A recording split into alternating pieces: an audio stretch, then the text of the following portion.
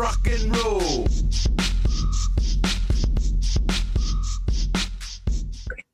Well, hello and welcome to the Daily Atheist Morning Show. It is I, the amazing Super Chris Mallard. Thank you for joining us today. My wonderful co-host Ryan is here. She's going to be here in a minute. We're going to do the thing at the place with the stuff for the people. You guys are the people. Yeah. Today is Thursday, the day of Thor's Day. We're going to have fun. Today we're going to talk about if you have any regrets from whenever you were a theist. I have no regrets. I don't miss any part of it, but some people do. And we'd like to talk about that. We'll be back in just a minute. Life is complicated. These are trying times. There are many questions that need answering. Want to know what's going to help? Atheism. With atheism, you'll get rid of dogma, superstitions, and toxic thought patterns that are holding you back. You can drive while taking atheism, as well as use heavy machinery. In fact, drinking alcohol, fornicating, and Sunday mornings are far more enjoyable with atheism. However, there are side effects. Some evangelicals and fundamentalists will think you are possessed by the devil. But you don't have to worry, because you know the devil isn't real. Just like God. Wake up to your life. Believe in yourself. Believe in science. Atheism. We'll be back here just A4. There we go. I think maybe not. Yep, here we go. Good morning, everyone. All of you wonderful peoples. I have my wonderful co-host, Rion, if you're French. She's here. There you are, Ryan. How are you doing this morning? Oh la la. Ooh, oui. I'm good. Thank you very much. How are you? I'm doing good. Oh, wait. I didn't realize I was going to be transparent this morning. Oh. Yeah. You can see right through my soul, and obviously I have none. Good morning, everyone. Thank you for joining. You're just stuck with it because I think it looks cool. I did not have my transparent cup this morning.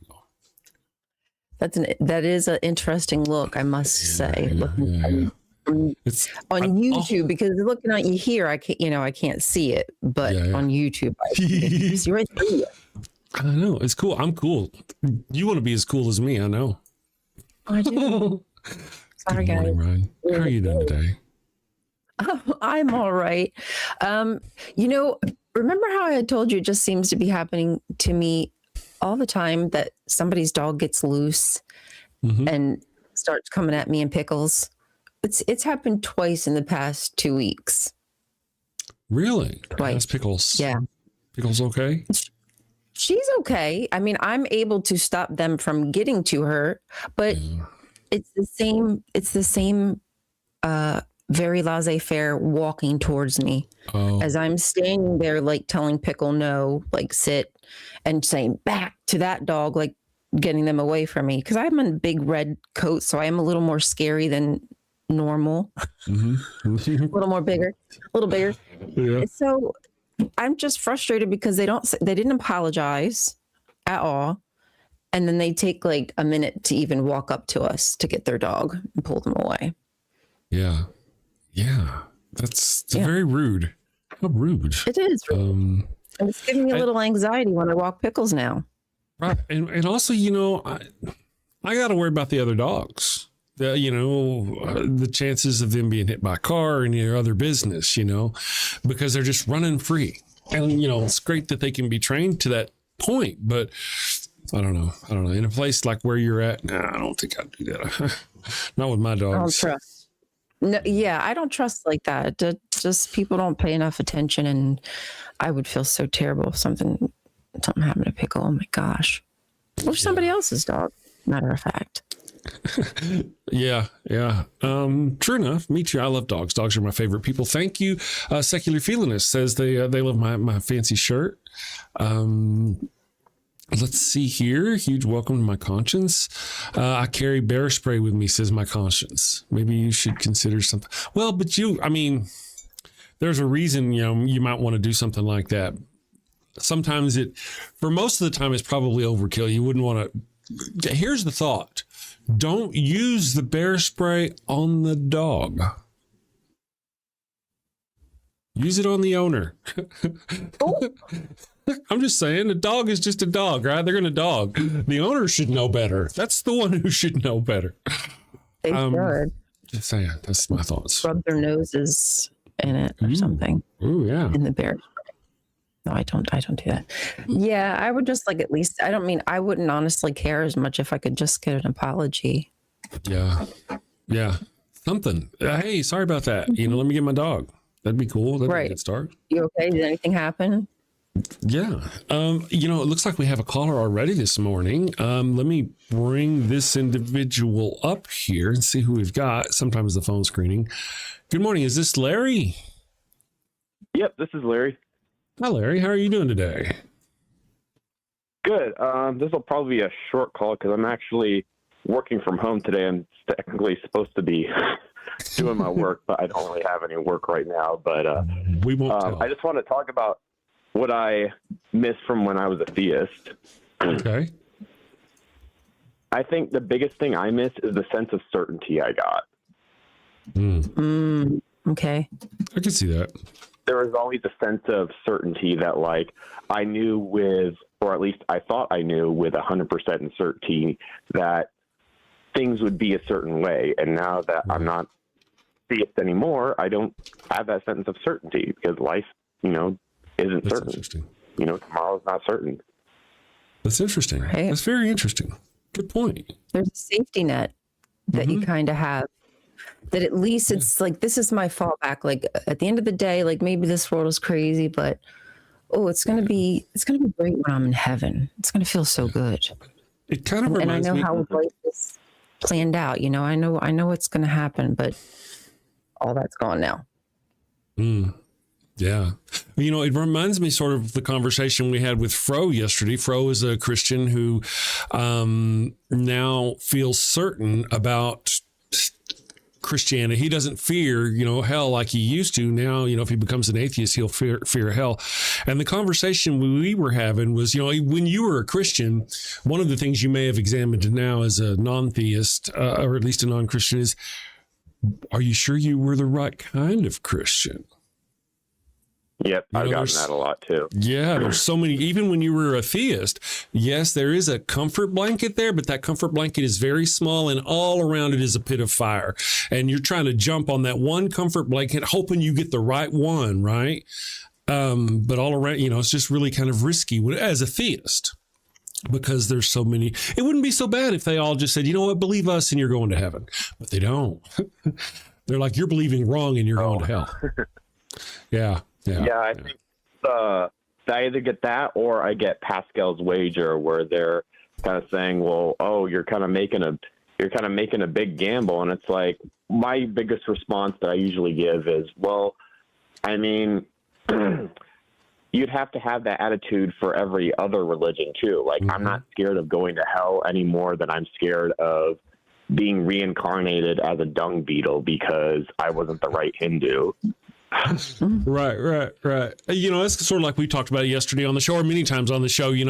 Are you a Catholic? Well, all the Protestants are going to hell. Are you a Protestant? All the Catholics are going to hell. You just never really know. I mean, there is, in a way, a safety net. I just find that safety net to be very thin and risky and scary myself. And I found surety in atheism. Now, I don't even worry about none of that stuff. Just kind of my own personal way. But I'm also an atheist jerk who's got a mission to untheist other people. You're probably just a normal person. No, I'm definitely far from normal, but I've actually, I remember I started deconstructing around like maybe 18. I became an atheist when I was like 19 and a half. And I didn't become progressive atheist till I was maybe like 26. I'm like 31 right now. So I see. So the older you get, the more you seem to take in and understand, maybe? Or what do you think about that? How your progression? Or just more society? So the older I get, the less I seem to understand. Yeah, it could be a society pushing thing. The society has taught me a lot. If I still felt the way I thought back in the 80s when I was a young man, I'd be, it'd be unfortunate because they had ways back then that were not right. But society has taught me or pressured me, depends on how you look at it, to learn to be a better person and accept those things that I can't. So maybe that's what did it. Made me more a progressive person. Other people struggled against that and went the other way, I suspect. Yeah, I think it depends a lot on, I guess, your thinking patterns too. I think people that have more reactionary thinking patterns tend to kind of struggle to break away from that sort of thing. And I think it's also why a lot of people can easily fall victim to the sort of MAGA cult type stuff, because it really appeals to that amygdala sort of like thinking, like the very, like because I've heard like a lot of conservatives tend to have like larger amygdalas compared to progressives. More of a fear response, like speaking. So it plays off of like fear. Mm-hmm. Yeah. I actually follow a guy. He's a psychologist on TikTok or whatever. His name is Keenan. I know his first name is Keenan, and he's all about that. Always talking about how there's a physiological reason for conservatism, for the way they feel, and like they go after this strong man like Trump because they feel safe, like there's somebody above them protecting them. You know, because they're afraid. It's all about fear. You know, so. Interesting. That too, but also I think. Say again? What was that? I just said it's very reminiscent of God's behavior. Oh yeah. The abusive ex-boyfriend or the abusive boyfriend. Right. Very true. Well, thank you, Larry, for that. Whenever I titled the show today, I see Brent in the comments. Brent's got some great points. Good morning, Brent. There you go. Brent says, I miss my mom because she's a JW. Now, does that count? That does. In a way, I guess in a way it counts. Religion, in a way, pulled her from you. And, he's not wrong, really, as far as I'm not. The only reason why I'm curious about what people miss is because I'm really curious about, did you find a replacement? Or realize that you didn't, there was nothing there to miss in the first place. That's kind of the reason why I was reaching out to the community with the topic of the show. So, well, I think a big problem is sometimes is like, as you said, like it leaves a vacuum. Like, okay, so you leave this religion, what do you fill it with? And a lot of times people jump right into another belief system because they're like, oh, I just got to have it. This is better. This sounds better. And honestly, it's really just not better, in my opinion. True. And that Pascal's wager thing you were talking about, it really falls to the same argument I was giving you earlier about how do you know which one? All right, so Pascal's wager is essentially, it's better to believe than not to believe, because if you don't believe, you're going to go to hell. If you believe, you're going to go to heaven. However, there's no guarantee you're going to go to heaven. It depends on which God you believe in and what it thinks, and did you worship it correctly? And there's so many different things that make Pascal's wager unviable, really, when you stop and think about it. Once they get you, oh, sure, I'm going to believe in God. Now, which God? And how do you know that's the right one? And you're back in the same boat. Yeah, I think it makes it worse. Yeah.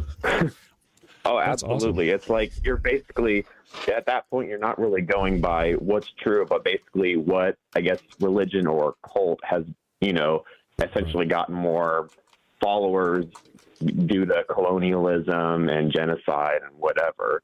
If Hinduism gets more followers later, then are you going to switch to Hinduism? Right. Yeah. It's like those arguments also from the ones that just just because it's the largest one, it's going to too many. That's why. But wouldn't the God creature know that that's why you believe? Not because you believe in it, just because everybody else believes. So you're believing. I don't know. I'm crazy about that kind of stuff. Larry, thank you for your call and sharing that with us. I appreciate it. Is this your first time calling, or are you a first time offender? This is my first time calling. You'll usually see me in the chat. I'm Larry the Tapeworm. I came up with the username when I was high, but no, that's perfect. That's perfect. It fits right in. Not even awkward, isn't it? It's not even awkward. Larry, thank you for joining us this morning. I appreciate you. Of course. Thank you. You take care. We've got a few more callers here. Actually, it looks like a hot topic today. I appreciate Larry calling. Our next caller is, it's Punk Metal Tao again from the yesterday. Let's get Punk Metal Tao. And we've got Fro again from Norway. And Kelly is also here. I think I got that. Let me pull this up. Rain real quick. It makes me hit the button twice. I do not like that. That makes me very much not like it. Good morning, Rain. Punk Metal Tao, thank you for joining us. How are you doing today? Pretty good. I can actually hear this time, so that's a good thing. Can you hear her, though? That's the question. Can you hear her? I can hear both of you. Wow, you should have fucked with us and said no. Oh, man, I would have been messing with you, Chris. Anyway, good morning, Punk Metal Tao. How are you doing today? You have a topic, a point on the topic.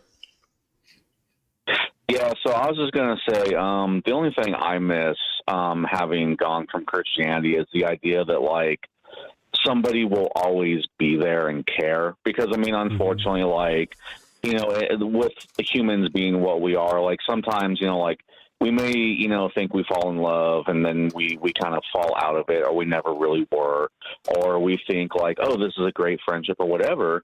And then unfortunately things do fall apart and you're kind of given this idea. And I think that's maybe, if not the most effective tool in their arsenal, maybe at least one of them, right, is the idea that like somebody's just going to be there for you at all times. And no matter what happens, they got your back, and it's all going to be okay. And it's you know, miss that, even though it was like a falsehood. It was you know, just to get me in the door. That's a good point. One of the things, a lot of I'm sorry. Transactional. Oh yeah, a lot of rhetoric. That's a lot of the rhetoric of Christianity. Is the unsubstantiated claim that Jesus is just kind of with you always and he's going to protect you. He's like your guide. He's your co-pilot. You know, he's always with you.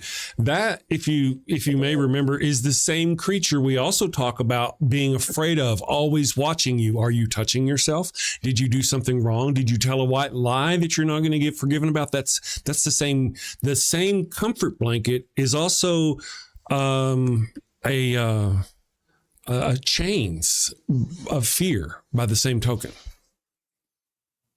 Yeah, exactly. And that was one of my biggest motivators for actually kind of getting out of it was, so, you know, I remember like, you know, being on the way to work and I'm struggling with things, you know, like I have this conception of what I'm supposed to be versus what I am.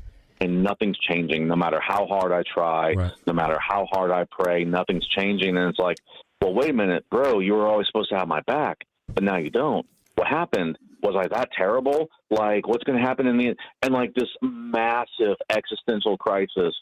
And I mean, it sucks bad enough having to wake up early to go to work, but when you're having a existential crisis on the way there, maybe this isn't the healthiest thing for you. That's a good point. And any watt of mental effort that you expend worrying about that problem, that creature, that existential crisis, is a watt of electricity of mental power that you are not using to enhance your life. In other words, you're worried about shit that's just going to make it worse rather than focusing on things that could make it better. You know, it's wasted effort mentally for all of us who do that sort of thing, not just you, you know. Mm-hmm.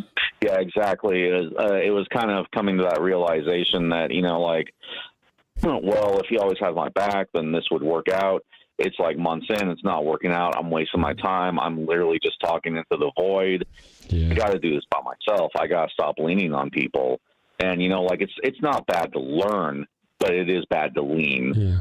And it was just, instead of learning to stand on my own, it was just trying to lean on air, essentially. That's awesome. I mean, that you came around from that. Yeah. A lot of us have different experiences as to what brought us around from that. Mine was different than Ryan's. You've got a unique story, fascinating story. Thank you for sharing that with us. No problem. Yeah. Yeah, that's awesome. Thank you. And it gives us a perspective, you know, that just like I said, there is that Jesus that's always holding you up. but he's also there watching you at every moment, looking over your shoulder. What's that hand doing? Are you touching yourself? That sort of thing. So that's just this. Yeah. But thank you for that. Raina, I appreciate it. Thank you for calling. Yep, no problem. Have a good one. You too. We'll talk to you again soon, hopefully. Let me go ahead and pull up Miss Kelly. I think we lost. Oh, son of a bitch. Okay, I didn't lose anybody. Let's see if we can bring Kelly up. I lost them. Hi, Kelly. How are you doing this morning?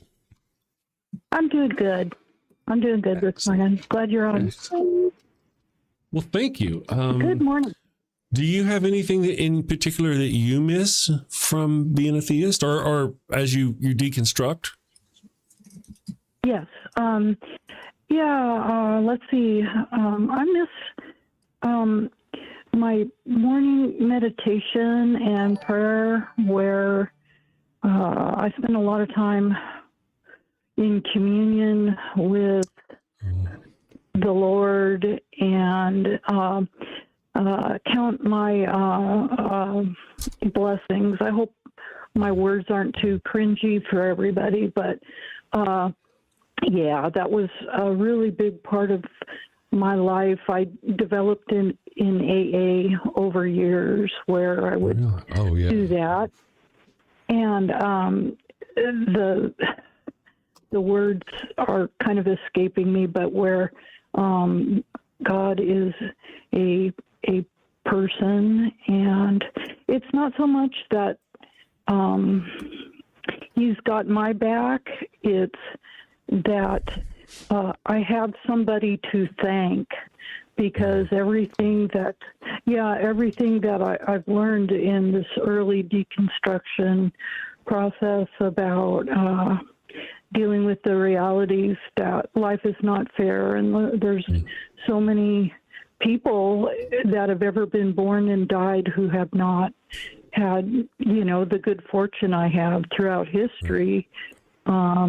And that's not fair, but still in all, just being thankful and having somebody to thank for the good fortune in my family. I know it's not fair, but I miss that morning routine. So that's part of why your show is very helpful, because just having a place to have coffee in the morning and listen to some cheerful people is wonderful. Well, that's awesome. Yeah. Sounds therapeutic. You actually do have someone to thank, I feel, and that would be yourself. You've done a great job. You're so strong, so brave. Really. All of us who make that journey from there to here, and along the way, so many dots different along the way, whether you're still a theist and you're a seeker looking for knowledge and open to other religions and other beliefs or whatever, it's really nice to see that in other people. But the fellowship, of course, is something that you can get here. With atheists, that's one of the things you miss from being in a group of theists or Christians, is the fellowship, somebody to hang out with, other like-minded folk. If we're like-minded folk as to you, though, you ain't riding ahead, because we ain't riding ahead. Well, if I may mention one more thing, please. I've actually led a very isolated life and not received very much community from the theist side of my whole walk in life at all. I've always been shunned quite a bit in the several different cults I've been involved with. So I've always kind of had to walk alone, and so I think I'll always kind of be like that. But it's still wonderful you are right. You are right. So maybe you've just always been a free thinker. Oh, I was going to say, I like being right. Yeah, maybe, free thinker. Just, It's nice. Yeah. Well, one of the things though is you've been held down for so long, and now there's this freedom that Ryan and I were talking about yesterday. There's this freedom that you don't have, possibly, depending on where you are on your journey. You don't have this ominous creature always following you everywhere, you know. That's how I used to, you know, of course, that's that fear they drive it with. And that's like a blanket of weight that's lifted off a person. And I hope that's being lifted off of you as you go through your journey. You know what? That's good and bad, because now that I don't have, you know, someone like you just said, that's the scary part, you know, in a way, is somebody, you know, retired military careerist, all of a sudden, all of that unfulfilled revenge of a lifetime, because I'm old. It's not like I'm only 40, you know. All of that, all of a sudden, it's like, wait a minute. So, you know, but the other side of that is the balance of being fundamentally a decent person and trying to slow down and listening to support shows like this, which is one of my favorites right now. You know, it's like, thank you. Calm down. You're here to, an old gentleman told me once, the best revenge is living well. Yeah, so good life.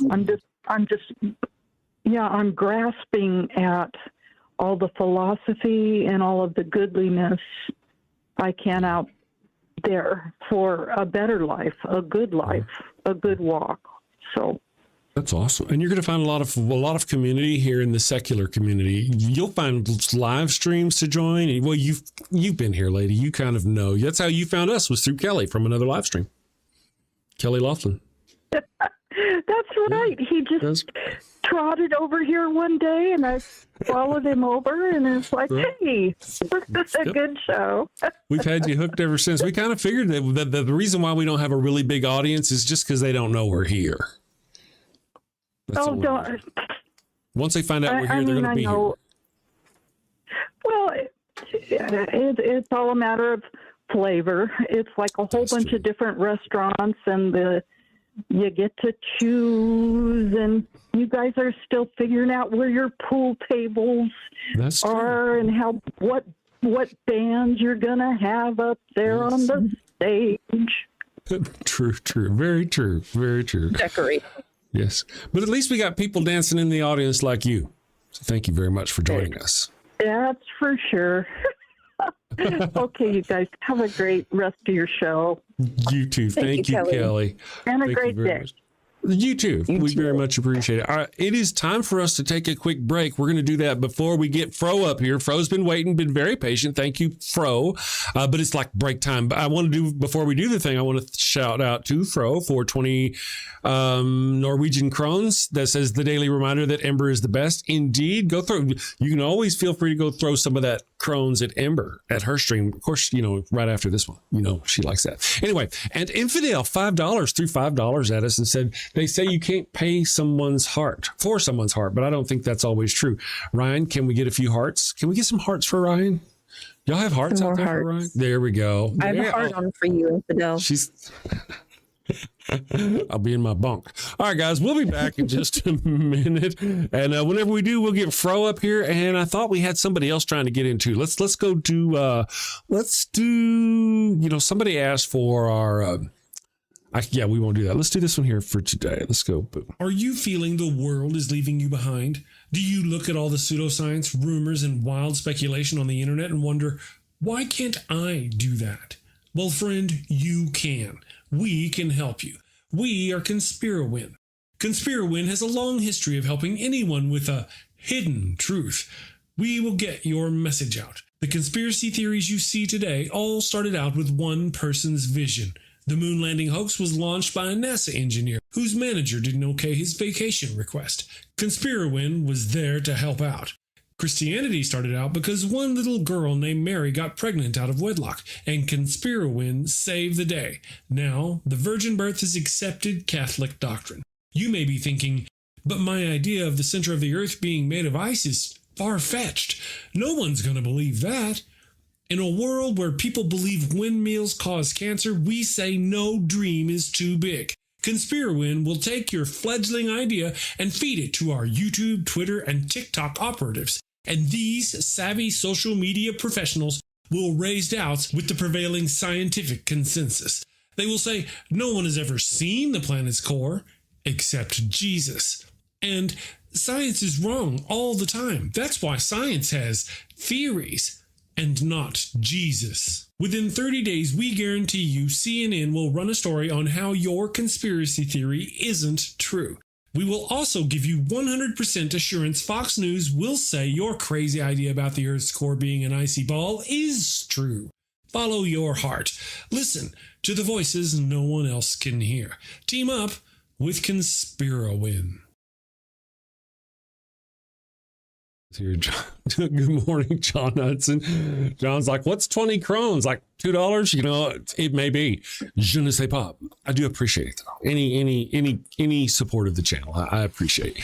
But people have seen in the past that we've had people come on and think that because they gave me money, I was going to let them do things or say things that I wouldn't do. And I have proven that I will tell you to fuck off and take your money with you. So, but I do appreciate all the help that people, all the support they get. Let's bring up Fro from Norway. He is going to tell us what he misses about being an atheist. Is he going to make me click the button twice? Oh, good morning. Good day, Fro. Good morning, ladies and gentlemen. This is your captain speaking. How are you doing? Doing great. Good morning, Fro. Good morning, Ryan. What do you miss about being an atheist, Fro? Do you know what? I thought about it yesterday, especially when we were done with our conversation. I think the thing I miss the most is not being scared. Not being scared. Okay. A lack of anxiety. Yeah. A lack of anxiety. I miss not worrying about what I'm doing at all time. I miss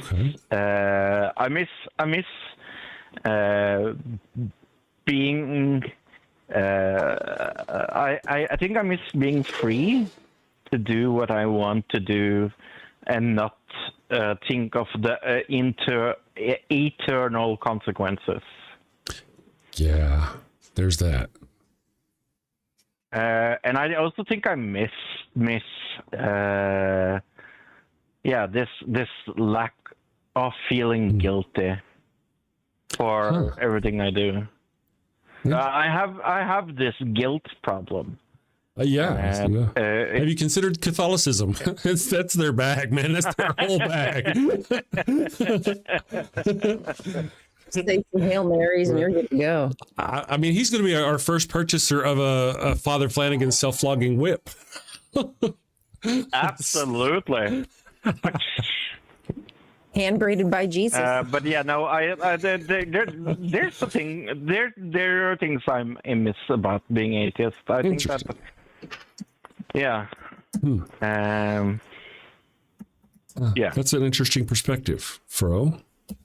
Things that you miss. Well, one of the things that I would like to say is that so you're not an atheist anymore, so you don't have that fear that you used to have. But our world's pretty fucked up, man. You don't have to fear God. There's lots of things to be afraid of. All you got to do is turn on the news, and well, I'm not American, so I don't have to worry about the orange monkey. But I will tell you. Here's one thing. The only thing worse than the way they treat their own people is the way they treat other people.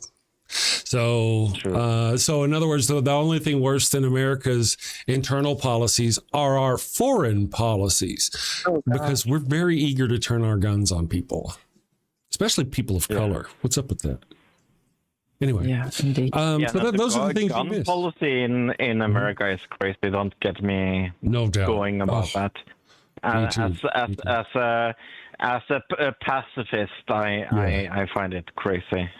You know, one of the things I find interesting is that the things that you miss about being an atheist are a lot of the things I savor as being an atheist. You know, I relish in the fact that there's that fear. Is that now all I got to fear is my wife?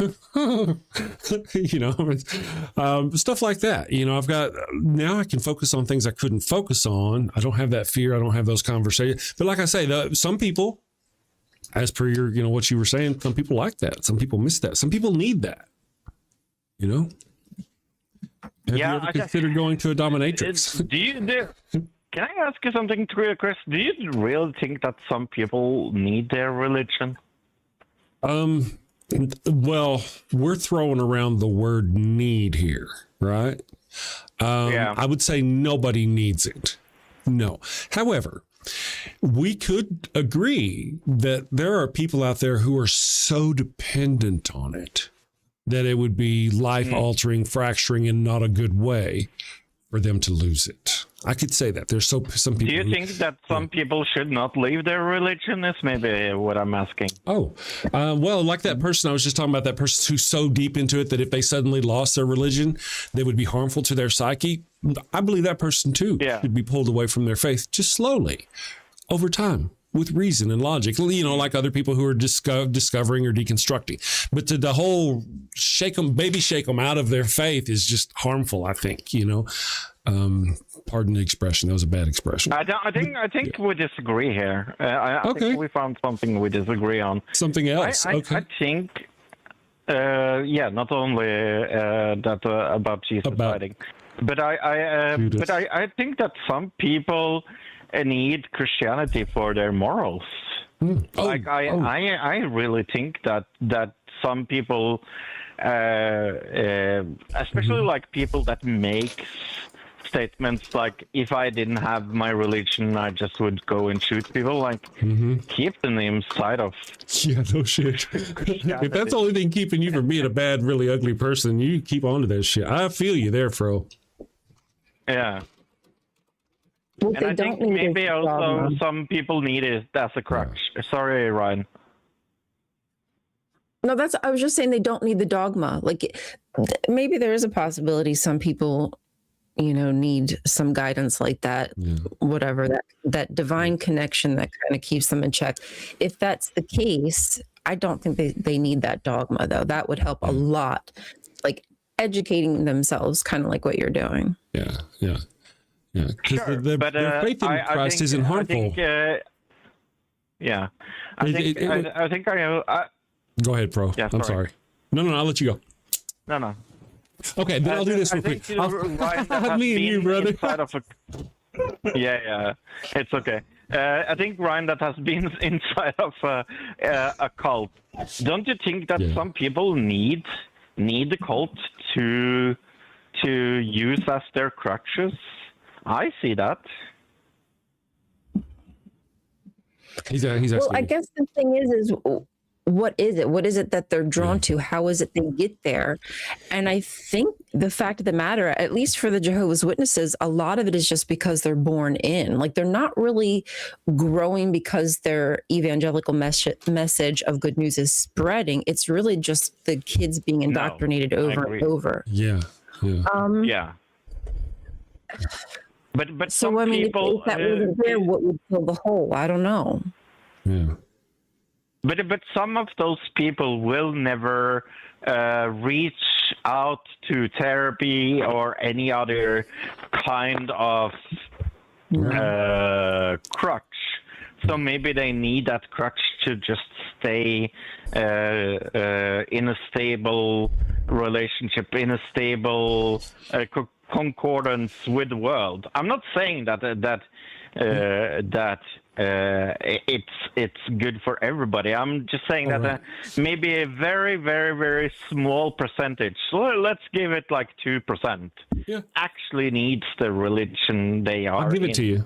I'll agree with you. I'll say that. Yeah, I can say that. Yeah. Now, I would say, though, however, because I do agree with you. Some people are, like I said earlier, so entrenched, right, that if you rob them from it, it could be harmful, like you're saying, to other people, because they'll go harm other people, but to themselves.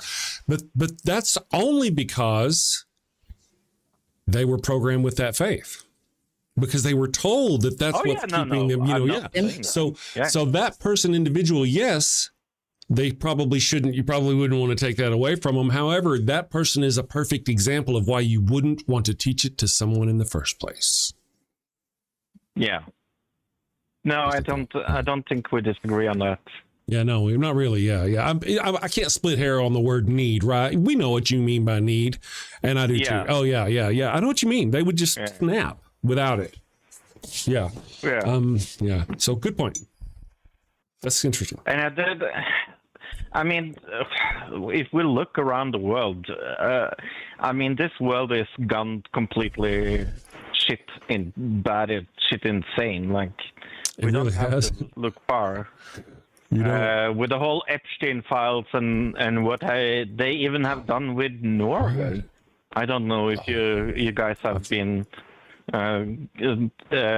keeping a little eye on that. It has even hit countries like Norway. Yeah, it's all over, isn't it? And it For those of you who don't know, the Prince of England, Prince Andrew, was arrested. Just like today. Yeah, just arrested. Very, very happy about that. Yes, and now it wasn't because of the relations with girls allegedly in the Epstein files. It was allegedly because of his leaking of confidential information. Whatever gets them bastards into the files, because that's where that information comes from. Now they've got to open them up to find out, and I'm there for it. Like I said to someone today, Capone never got caught because he was a gangster. Right. He got caught because he was cheating on his taxes. That's right. He was tax evasion. I don't know if I really care what they got him for. I'm just happy they caught him. Just something. And in all honesty, I don't see the Norwegian royalty surviving the scandal. At least really. We'll see. Well, it comes at a very, very bad timing. I don't know if you know this, but the son of the crown prince is now in a trial that has to do with rape, and this is and also this Epstein thing came on top of it. With her being involved with it, so it's just super bad timing.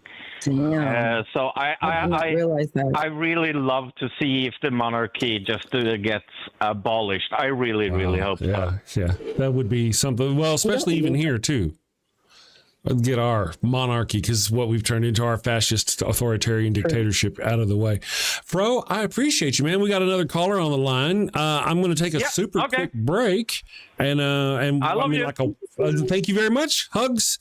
Stay safe. Send safely, my friend. We're going to take a 1 minute, and when we come back, we're going to visit with it's a name in the chat.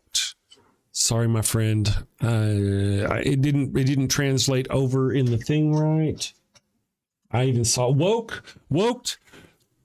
Damn it. We'll be back in just 1 minute. You're not going to believe this. I didn't believe it, but I mean, I was completely blown away whenever I heard it. I was like, oh yeah, that makes sense. Jesus was a Jew, and as such, he was circumcised 8 days after his birth. And guess what?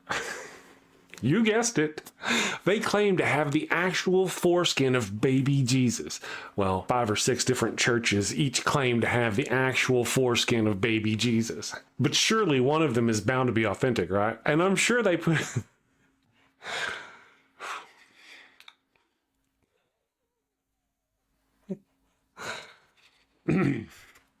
And I'm sure they put it on display from time to time, as Catholic folk are wont to do. So you can probably even go look at the dick flesh of your holy savior if you want to. All right, we are back. Oh, hey, there she is. She's gone. I didn't notice she was gone. There she is. Awesome sauce. We've got Woke Donkey Hole. What it says on the thing, Woke Donkey. Let me bring Woke Donkey Hole up here. Good morning. Hello. Hello, how are you doing? Hello, good morning. I'm good. Hi, ma'am. I don't know your name, guys. It's Okay. A Goddess, and I guess it's Sam, Jack. I'm sorry, it's breaking up. I didn't understand that. Say that again, didn't hear please. it. Oh, that's sad. Is it better now? A little bit, maybe. Oh, shit. I'm sorry. Oh, we lost Ragu.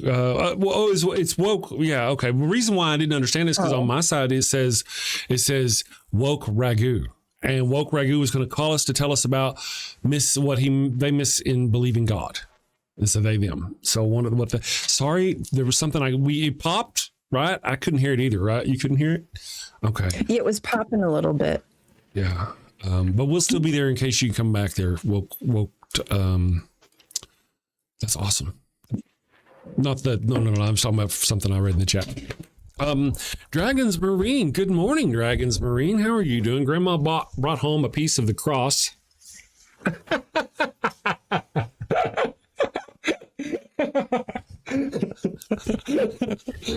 That's in response to the video I played a minute ago. It was about they've got Jesus's foreskin. Oh, man. Grandma brought home a piece of the cross on one of her trips to the Holy Land, right, Dragons? Somebody asked me, they're like, how many crusades were there? I'm like, are we counting the Bush era where they attacked the Middle East? It just depends on, how far you want to come up with it.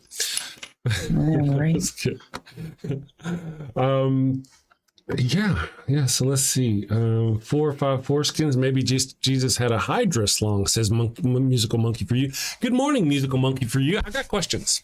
Do you play instruments? Do you play an instrument? What instrument do you play? Yeah, you're a musical monkey. Yeah. Because I play the cello and a little bit of piano. I used to play the cello before I got my hand surgery. Now I can't play the cello. I got to be powerfully honest. I really couldn't play very well before I got my hand surgery. Before I got hand surgery. That's what I I'm have an playing. excuse. Yes. There you go. Yeah. Let me Zarkroz. Kelly, is Kelly Pearson watching? I just got an email from Kelly. And I'm going to respond to Kelly because Kelly's wanting to use the thing. Yeah. Kelly's asking if she can use one of my commercials, the postmortem baptismal kits commercial. And I love that. I branded them specifically for that purpose. So I'm going to send Kelly a link in case she wants to use my branded commercials. She wants to use it for a rhetorical point on one of her shows. That's cool. But if any of you out there are content creators and you'd like to use it on your show, you're welcome to. A lot of you have actually taken to making your own commercials, and I think that's just fucking awesome. I think that's great. Rather than just putting up bio break, right? Do something. Show your people some stuff. So that's pretty cool. Let me get this link up here for you folks. Parodies. There we go. Parodies. Share and copy link. All right, so I'm going to share this link with you guys out in the chat. If you want to, any of you have a content show or a live show and you want to use, you need a commercial, feel free to use any of these on these links. There's the link. I will pin it. And son of a bitch, what'd I do that for? How do you say I don't know how to use the thing? Anyway, what's wrong with you? Oopsie. Damn it, man. I know, right? Remember I told you I switched browsers? Yeah, that's what's going on actually right now because I'm trying to do a thing in the wrong browser and it's like, I'm sorry. Anyway, but yeah, there's the link. I put it in the chat. If you guys want to use them, absolutely. Feel free to use those. Do it now. We'll go here. And I was looking to see if we had our friend back on the phone. Not so far. So now if you have, feel free to share in the chat things you miss potentially about being a theist. And really like Brent A said earlier, I totally agree with it. Focus on going forward, not necessarily what you've lost, but there's a reason why I wanted to ask about what you've lost, because so many times people miss things and don't realize that They've got those things, you know, the community, there's a community here, all the things, or for example, missing the feeling that like that one caller, Jesus is there. We pull note and throw down. The Jesus is always there. Yeah. Well, that's a good and a bad thing, isn't it?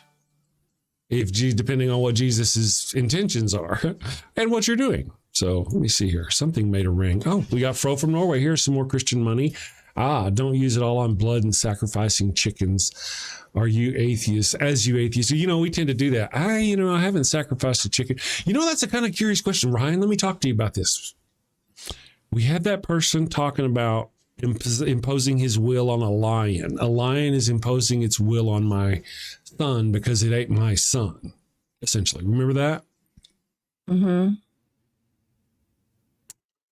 How does he feel about hamburgers? Does he eat meat at all? Or is he a vegan? Or how, I mean, is he, I'm just curious. Just kind of curious. I mean, I don't know that you can live without, in some way, imposing your will against somebody else, even if you don't realize it, even if they don't realize it. And you know what? Where does that imposing your will stop?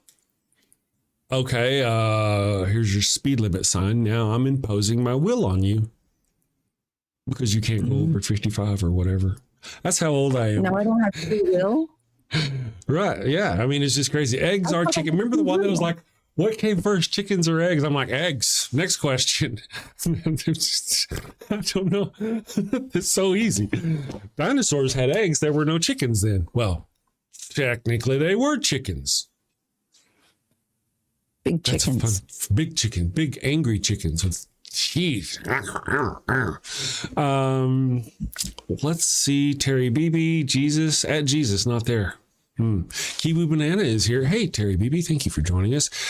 Sir Equinox is here. Larry the Tapeworm. Yeah, sorry we couldn't hear you on the thing. And then Fro said, more money. I was trying to see if we got a response from Musical Monkey for you. I watched thrash metal be born. I was one of those kids that picked up an instrument because we all wanted to buy metal guys. I see. Must have missed something else. Bass, mainly guitar, drums, and some piano. Gotcha. Well, you know, I actually can sing. Well, I call it singing. Nobody else has really described it that way. No, my talent. You have a good voice. Yeah, I have a deep, thick voice. Thank you. Daryl, 12916. Good morning, Daryl. A chicken is only one egg making more eggs. That's not wrong.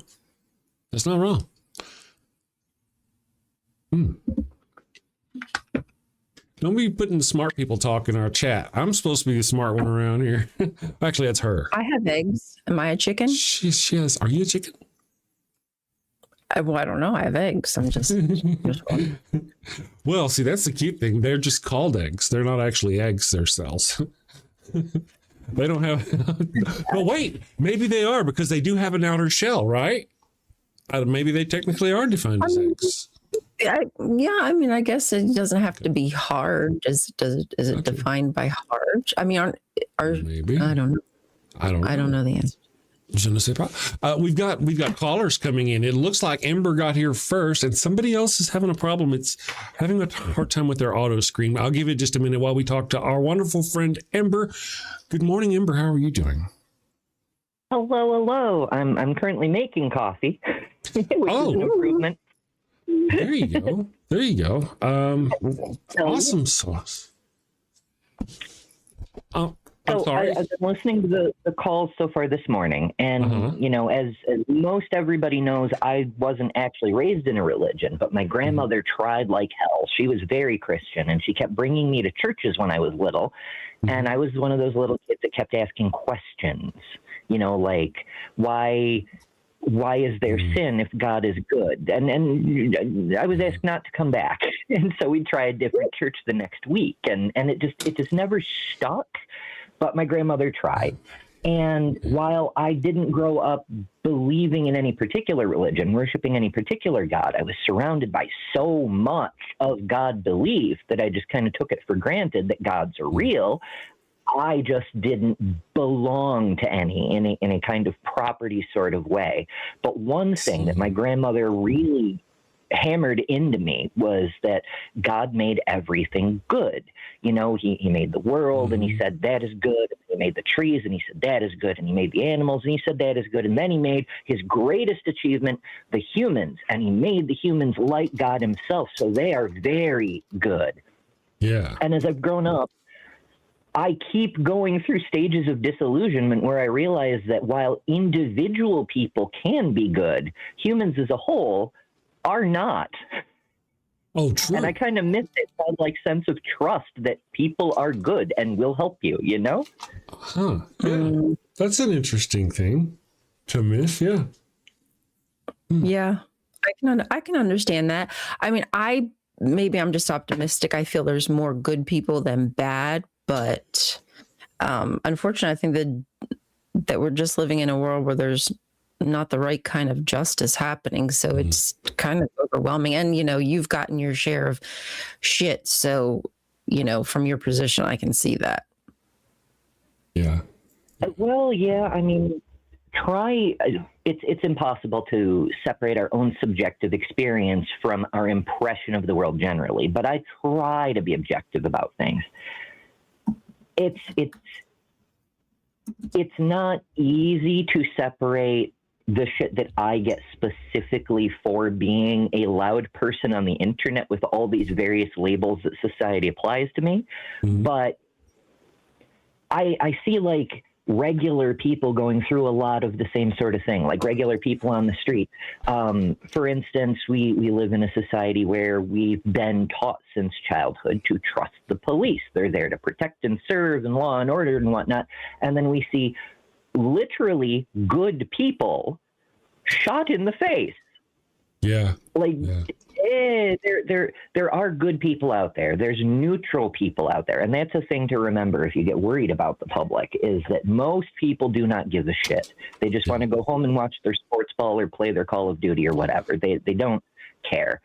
And in a way that's kind of reassuring, because if they don't care, they won't try to hurt you, which is great. But there's also people who will wish you well. I mean, hell, I went to a pride parade this past year, and I marched in the parade, and that was a wonderful thing. I hurt my legs, but it's not important. I did the thing. Afterwards, I had to stop at the grocery store, and people, because I was like dressed in my whole pride outfit, I was like radiating fabulous.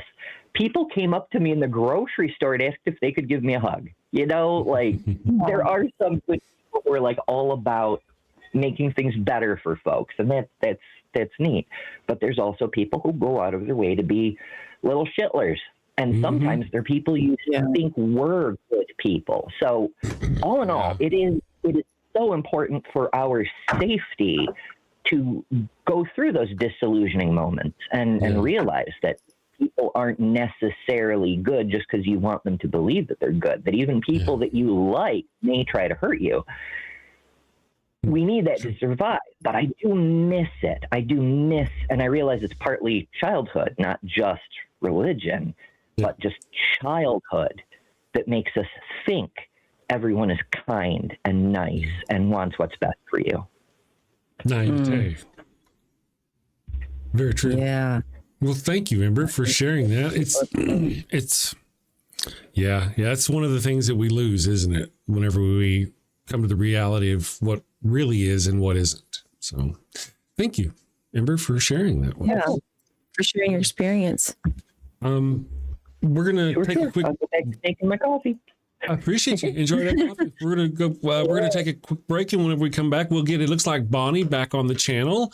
Bonnie's going to give us a call, and we'll visit with Bonnie in just a minute. As soon as we get back from this, let me go here. We're going to do this one here. Do you have a loved one who's on their deathbed, but they've yet to give themselves up to the Lord? Are you sure you don't want to come to Jesus? No. This is your final chance. No. Worried they're headed to the fiery pits of hell. Your very last chance. No. I've been wicked and sinful. I deserve to burn in the hot place. As you wish. Farewell, my heathen husband. Farewell, my. Well, fear not, my wayward child. Introducing Father Flanagan's line of post-mortem baptismal kits. No more worries about being miserable alone forever. Be a good Christian and share that eternal pain and suffering with the ones you love. I'm in hell. Not as hot as I thought it'd be. Kind of feels like Houston, minus the humidity. Hello. My favorite drink crafted to perfection. Ooh, and some dank ass weed. I can't bear to be down on my face chanting, holy, holy, holy is the Lord, every day, all day, for all eternity, by myself. Wow, is that George Carlin? And Alan Turing, look at that. Carl say, oh, I am so honored. You've been my hero since I was a kid. Neil deGrasse Tyson, what are you doing? Oh, I get it. I get it. Schrodinger's heathen. Very cute, you. Very cute.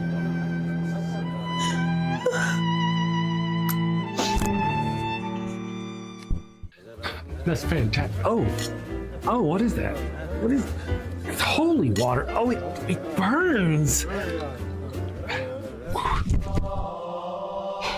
No, this isn't where I want to be.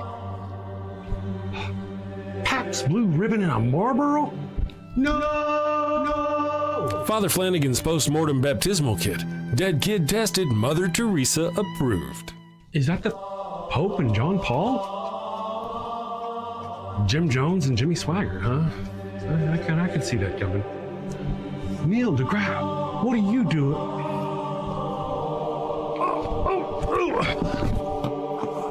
Holy, holy, holy is the Lord. Holy, holy, holy is the Lord.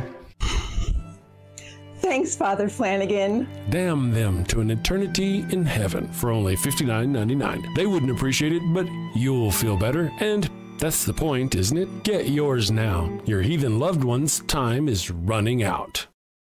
Holy, holy, holy is the Lord. This is some bullshit. Holy, holy, holy is the Lord. Here we go. Let me bring up our caller, Miss Bonnie. Hi, Bonnie. Bonnie's not here yet. Hey. Hi, Bonnie. There's Bonnie. Are you there? Yeah. Awesome. Yeah, I put in the chat that I didn't miss anything being a JW, but I don't miss the dogma at all, but I do miss the friends. And Ryan she knows what I'm talking about, is that most of them, almost all of them, are really wonderful people, and they really do believe that they're saving the world, by going door to door. And they think that they're saving my life, if they shun me, because if you walk away, the only friends they can have are JWs. That's the only friends they can have. So when they walk away, they're basically walking away all by themselves because they get dumped. And they're wonderful people. They actually think that they're saving your life by shunning you. But the one thing I do miss, and I was a true believer. For 50 years, I was a true believer. And I believe that I had a relationship with Jehovah. I did. I believe that when I prayed to Jehovah, that he listened to me. And I believe that he answered my prayers. I really did believe that. It was studying the Bible is why I just don't believe it anymore. I think we're on our own. That's what I believe now. But I do miss that. I do miss being able to pray to God and thinking that he was listening to me and answering my prayers. That's a good one. Right. Yeah.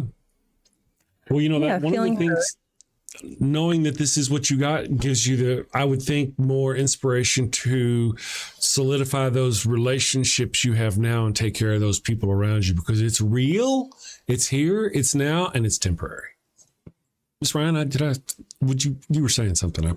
I'm sorry. I can understand where you feel like you have this personal relationship with a divine creature, and that he hears your every word and he understands your heart, because that's what you're told, is that God knows your heart, and if you're feeling it, he understands it, so you're never really alone.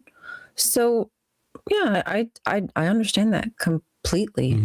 I mean, I kind of like the alone, I'm not worried anymore when I have sex and things like that.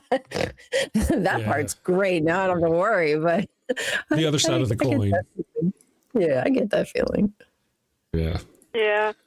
Well, thanks for letting me voice. Talk to you later. Thank you, Bonnie, for calling us and letting us know. Okay, bye, guys. Thank you, Bonnie. Bye. Let me go here and get that off our screen. I got to run my stuff. I got not enough buttons. I did want to say something, if you don't mind, Chris. Mm-hmm. Like, I do agree that the JWs, for the most part, are good people. Now, I get a lot of pushback about that in my comments from people who, you know, are adamantly like, no, they're not. They believe some really ish. Mm-hmm. And I agree with that. I think the one thing that you can say about them is that they don't think for themselves. That's like their biggest flaw is they're told to do things and they believe so deeply that it will affect their life, their kids' life, the people around them's life if they don't do this thing. So they feel compelled to. And you know, I've been there. So I can't really argue too much about it. You know, I wish they weren't so willfully ignorant. Yeah.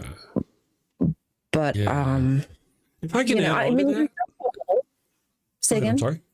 No, I just said they're still culpable. Like, you know, if they're denying their kid blood and, you know, that kind of stuff. Like, you know, are you a good person if you deny your kid blood? You know, that's such a deep conversation. Right. But I just get programmed to think that they've been programmed to think that denying their kid the blood makes them a good person. And that's the deal. Yes. And what I would like to say about that, you know, the JWs being good people is I'd say this. One of the things, the attractions of religion is that it claims to be, especially these Jesus religions, it claims to be about helping and loving and peace and care and taking care of people. So it attracts a lot of good people. And they get wrapped up in it. And then, you know, it twists and warps and does things, you know, has them out voting for Trump because babies, right? But it does attract a lot of people. So to find out that there's a lot of people in JW that are good people. And like we said, because of the twisted nature of what they've been taught, they're still being good people, just not by our moral standards. Because it's subjective. Right. Oh, darn, there's that word again. Oh, no, Chris, you really just hit it. The nail on the head right there with that, though. So, you know, I try to give them the benefit of the doubt. Like, I know my parents, they're good people. They just believe some shady shit. I think I was a good, you know, relatively speaking. I mean, what's good, you know? I'm not out there killing people if that's like a good standard. I'm, you know, not drowning people in a flood anymore. Anymore, at least. To me. Cutting back on that. Yeah, understood. I'm trying to, you know, just sometimes I get angry. That's right. I can't control myself. Did you buy a rainbow to remind yourself not to do that shit? Is that what happened? Yeah. I mean, give me credit where credit's due. I mean, the Dow is high. The rainbow is high. Yes, the rainbow is over 50,000, I think. Over 50,000, Chris. That's right. Oh, Bonnie Wilber's in the channel. They told us that if JWs, did I hear a hello? Anyway, they tough. That's what you got. They are told that if JWs, they are told that if their child dies for want of blood, that they will be resurrected on the paradise earth after Armageddon. Yeah, I mean, yeah. That's why I'm saying if you're the good ones, because if you follow what you believe, there's a good place at the end of that journey, even though it's hard to get there. If you believe. You feel like you would be stealing their everlasting life. Yes. That is what you are told, because God cannot forgive that. I mean, that's at least what they're told. Even though they're now trying to like dial that back and say they don't say those things. I mean, it's in their textbooks. Yeah. And by the same token, you'd be giving up your own soul. Not only are you taking away their opportunity, but you're giving up yours as well. It's a double bad thing. Yes. Double bad. And when you, as a parent, do that, like, again, you are responsible for all those kids until they're baptized and able to take their own responsibility for their own actions. That's true. If you F up the whole household, like as the head of the household, if you're the dad, If you go, they all could go asunder. Everybody and their dog. That's right. Everybody in the kitchen sink, baby. That's right. Speaking of parenting, we got a $3 super chat through Venmo from Blockmeister, who says, an egg is technically a chicken, period, unless it's a fertilized egg. If you eat it or throw it at your neighbor's house, it's an abortion. Oh. So we're basically eating abortions. But see, that's okay. It's morally okay for us, right, to eat the children of other creatures. Why would it not be morally okay for a lion to eat one of our children? Right? It's only fair, Chris. Right. But we don't see it as immoral to eat their children. So why should we count it as immoral for them to eat ours? That's weird. Talk about a double standard. I'm just saying. But thank you for the super chat, Flockmaster. We very much appreciate it. Thank you, Flockmeister. Yeah. And we appreciate sending it through Venmo or any of the other ways that y'all want to care to do it. There are links down below because, some people don't like giving their coin to Google, and that, Google takes their half. So, but there are other ways to throw coin at us should you feel that way.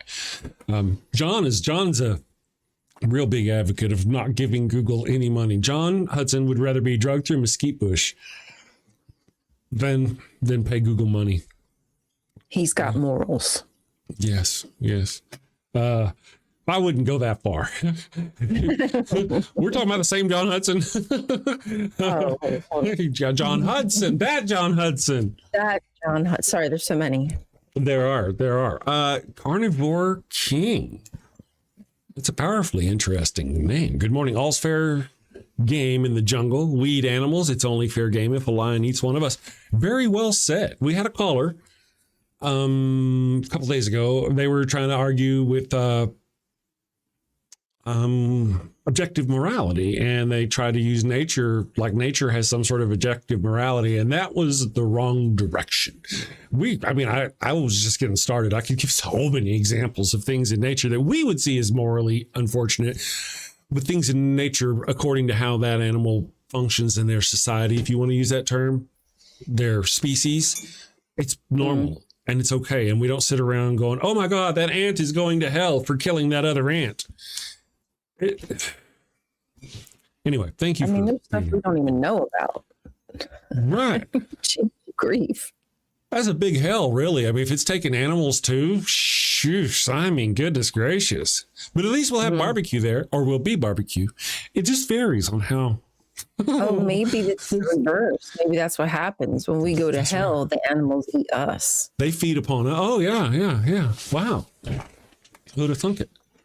We're herded and strapped in and fed from trowels. Now I'm getting hot.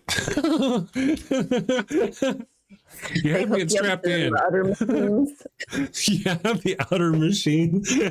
Yeah, I have one of those.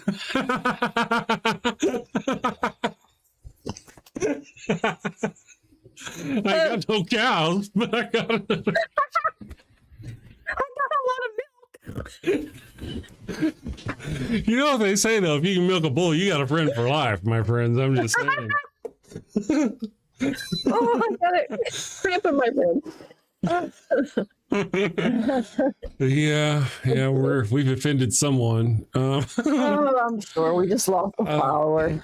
Iggy Whiskers is here. It's been a day or three. Iggy Whiskers. The name, I think it's tingling in my brain. I feel like the name is familiar. Why didn't the intelligent designer just design all other animals not to eat humans? Great question. Oh, that's a good question. One of the things I wanted to point out earlier is that we were talking about how the people were so shit that God had to drown them all in a flood. That's powerful bad. That's bad, right?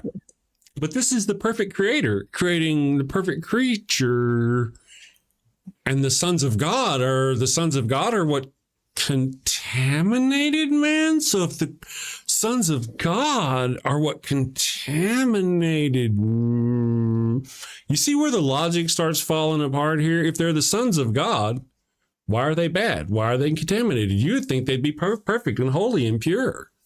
Yeah. I'd be wanting. I'd be like, oh, God wants to come like eat with me. Oh, so it's cool when you do it, Yahweh. It's cool when you create a son. But when I want to do it, it's a problem. Yeah. We see how it is. We see how you are. Hypocrite. But I'm just saying that you would think, I would think, if you were a person who thinks, you might consider the possibility that this perfect creature might make other creatures that were possibly perfect, especially if that were its goal, and it claims that was its goal. But it really went to shit fast, though. I mean, it wasn't very long in the Bible at all. It's like book 1 created the perfect thing. Book 2, perfect thing is fucked up. Book 3, kill perfect thing. Right? Actually, I think it's chapter 6 in Genesis. It happens the first 2 chapters are just God and Adam figuring out which animals it could fucking up. Can't really breed with any of them, so you got to make a woman. Yeah. He thought like, hey, why don't I bring all these animals to this guy, this human, and see which one he likes better, which gets his thing hard, I guess. Yeah. I don't know if Brent A saw the question I asked in the chat. If because I didn't see a response. Is this more the topic and the kind of calls you were hoping for, Brent? I do have to say they are certainly easier on my anxiety. Yeah, that's cool. Yeah, not having people argue at you. That's true. Kilo Whiskey is shaking hands. Let's see. Thank you. So Giles has made imperfect things in order to give them free will. So I guess free will is the problem, apparently. But why would you do that? It's like making a creature and then giving it a virus. Free will being, of course, that virus that it's going to hurt itself with, or, like, I don't know, that's going to be hurt with. No, really, you'd have to be like, it's giving an ignorant thing like a 3-year-old, barely able to walk toddler a gun or a knife because they don't know what they're going to do. Especially, I mean, it's crazy.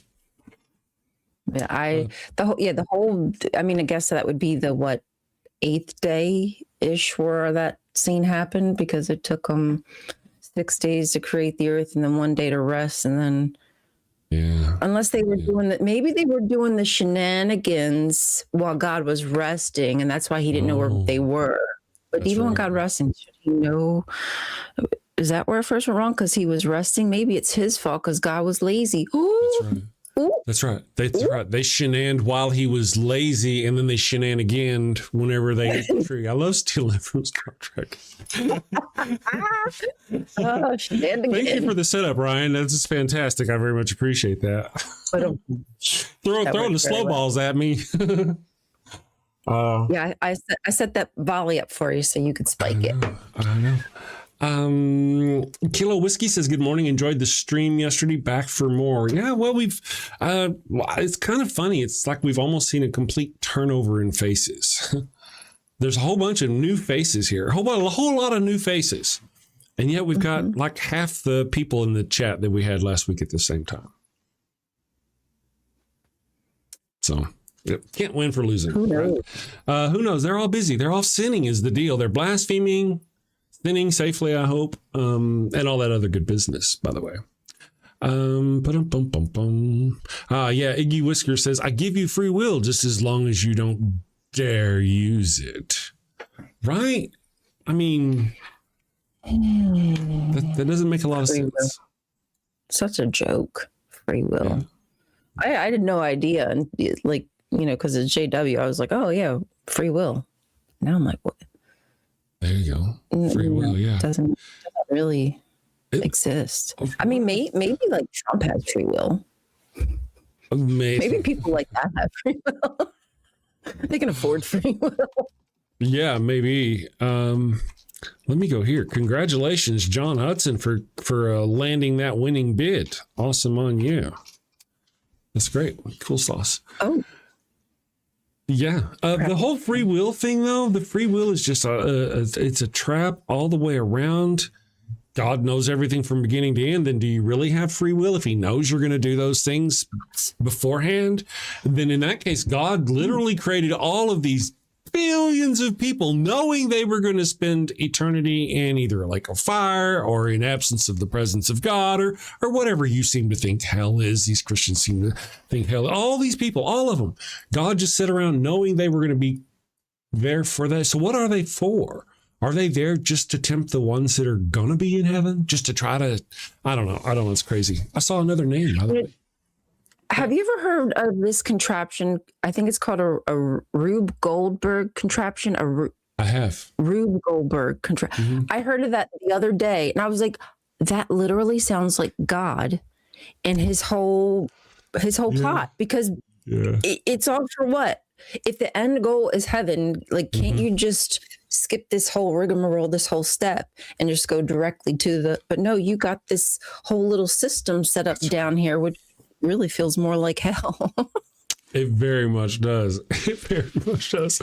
Cinephiles Lounge Reviews says, hi, good morning, Cinephiles Lounge Reviews. Hello.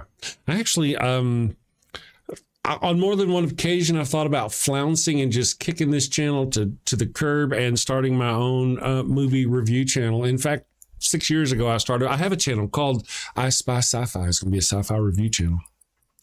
Yeah. But everything going on crazy in the world made me feel compelled to use my voice to speak out against the ugliness.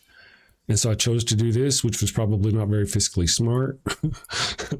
I'm just saying. To be fair, I mean, the right pays, but anything left that does not really pay. It does not pay. It does not pay. That's true. Brent A says, exactly right, Ryan. In America, you get all the free will you can afford. That's right. Mm-hmm. Yeah, that's the whole deal about capitalism. We're programmed from childhood that here, some of us anyway, that capitalism is the end all. But don't be against capitalism. That's what made America great. That's blah, blah, blah, blah. No. And I've learned as a person who's grown up that capitalism is what allows us, what compels us, what makes it, forces us legally or by circumstance or whatever, to step over starving people to throw away perfectly good food. Capitalism does that. That's capitalism. Mm-hmm. But why do you throw it away? Because if you give it to them, they won't buy it. Well, I ain't going to buy it anyway because they're starving. But hey, anyway. No, but you're so right. Capitalism it's really the root of what I feel like all of our problems are, because it pits us against each other. We're told we're not supposed to share how much we make at our job. Like that's bad. Yeah. That's rude. That's don't illegal. Do things like that. And it's basically just like us being stupid and not even acknowledging that the person next to us could be making a shit ton or a shit ton less, either way, than you are. It's really just a smokescreen. So we're not communicating with each other so they can get away with abusing people. Capitalism. And that's part of the reason why people, I want to say left-wing people, liberals, whatever you want to call them, anti-capitalist, whatever. It's them who have protected people. It was at least illegal to tell employees not to share their wage. You're not supposed to. You can't tell your employees not to tell other employees. You can't do that. You can't punish them for sharing it either. Well, these are all before Trump. Trump may have gutted all those protections for people, but Cinephile Lounge. That's a cool name. Let me see what you had to say. I heard that the oligarchs want to make a 12-hour work week where you get zero severance pay. No shit. And they also have a 50-year mortgage, right? There's nothing. We're slaves. Yeah. It's so funny because like my husband, he comes from Europe. So there was far more time off just granted to you. And coming over here, it's so different. He doesn't have as much time off. It's just normalized over here to just be workaholics.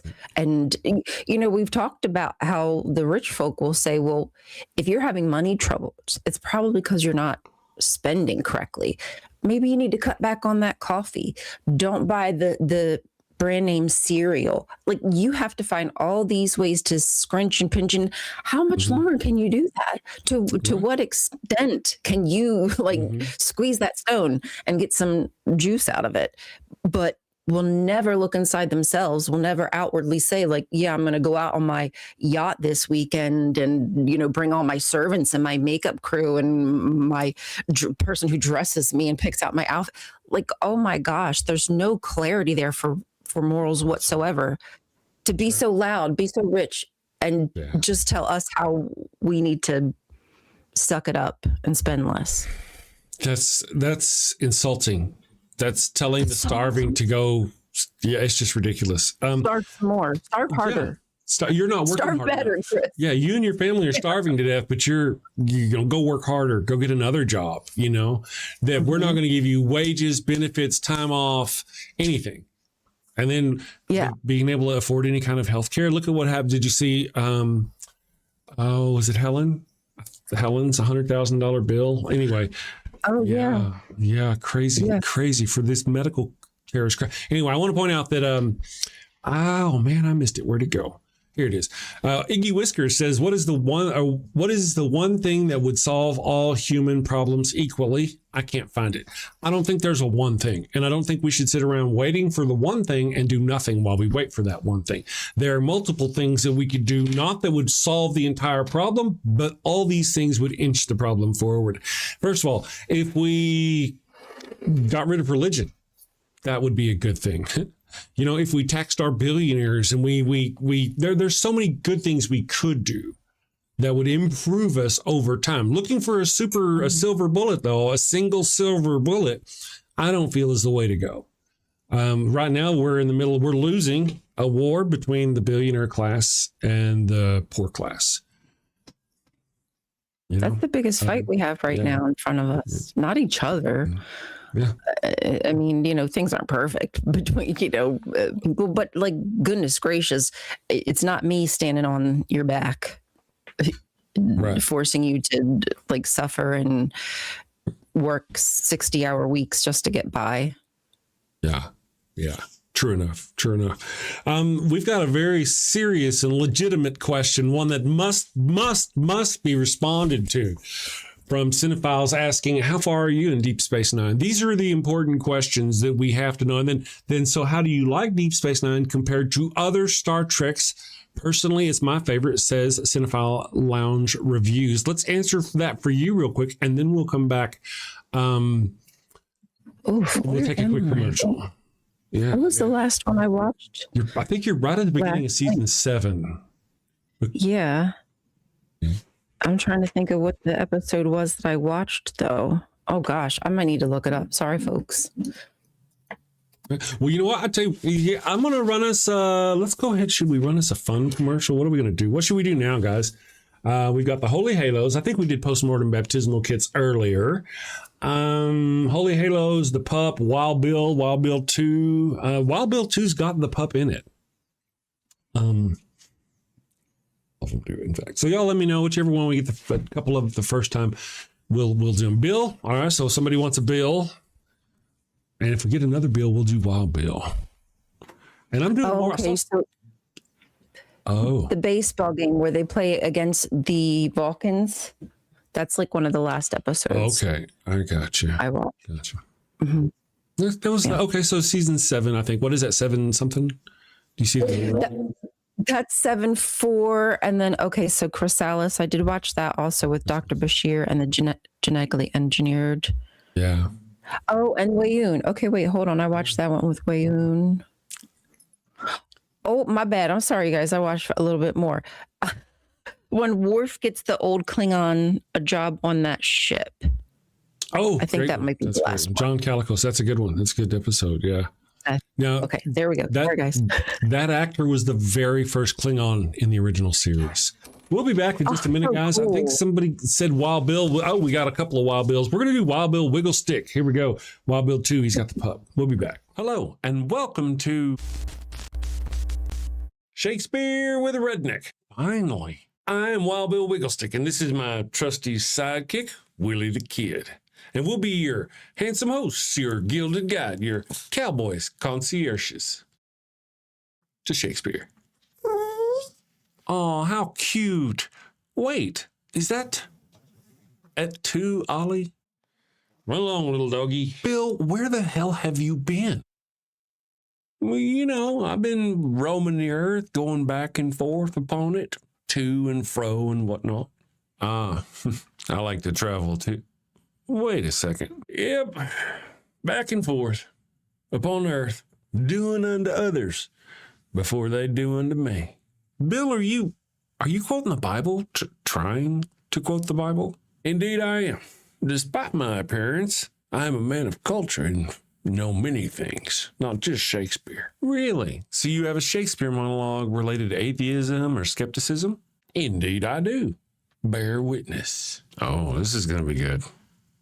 This is the excellent foppery of the world, that when we are sick in fortune, often the product of our own behavior, we make guilty of our disasters the sun, the moon, and stars, as if we were villains on necessity, fools by heavenly compulsion, knaves, thieves, and treacherous by spherical predominance, drunkards, liars, and adulterers by an enforced obedience of planetary influence, and all that we are evil in by a divine thrusting on.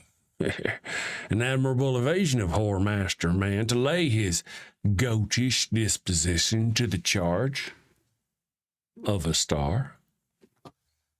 My father compounded with my mother under the dragon's tail, and my nativity was under Ursa Major, so that it follows I am rough and lecherous.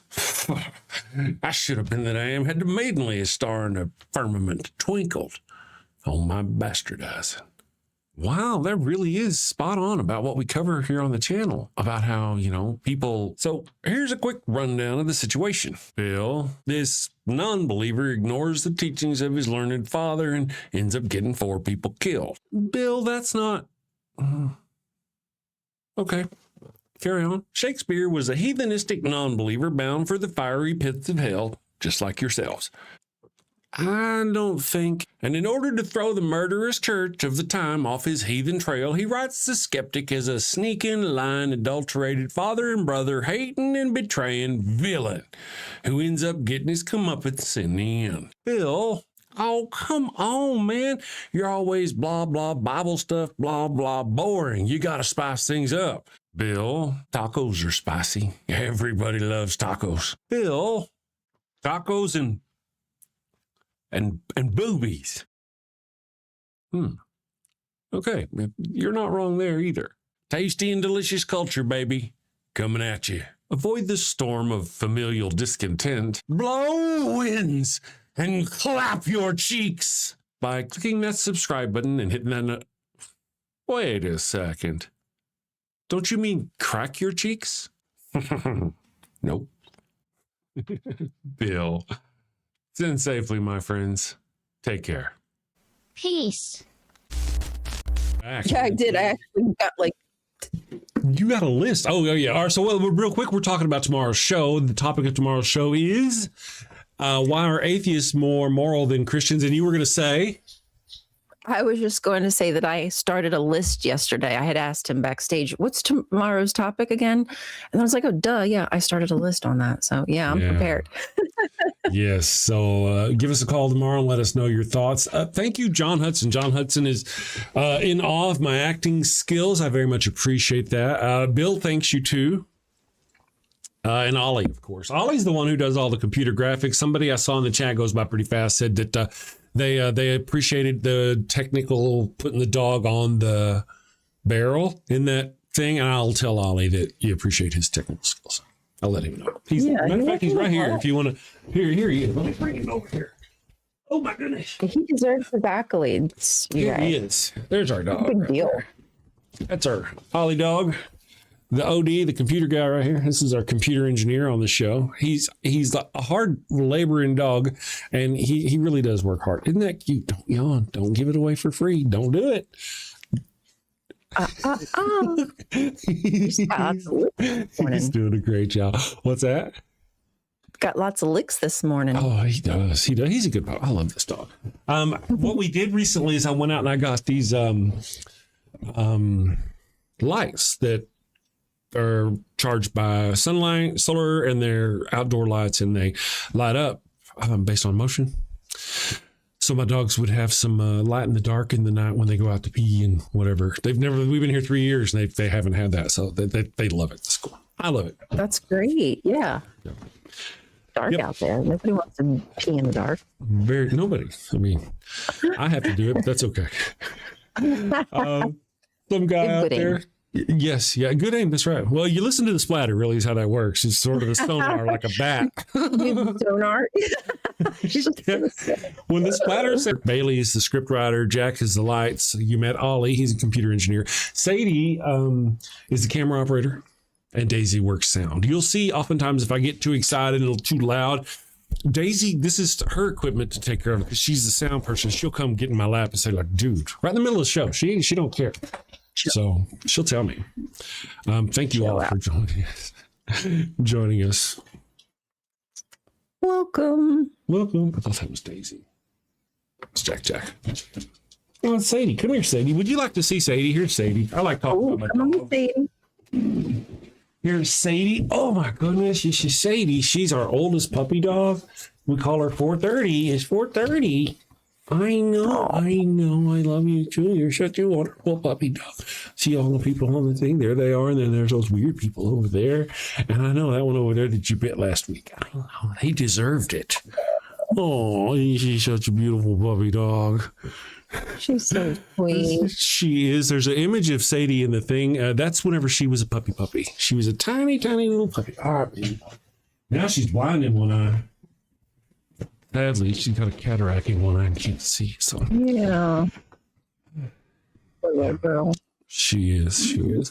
Yep, Sadie. She's show all the puppies. Okay. The only one I may not be able to show you, if you guys don't mind, the only one I may not be able to show you is Jack, because it's traumatic for Jack and everybody else. Come here, baby. Come here, Bailey.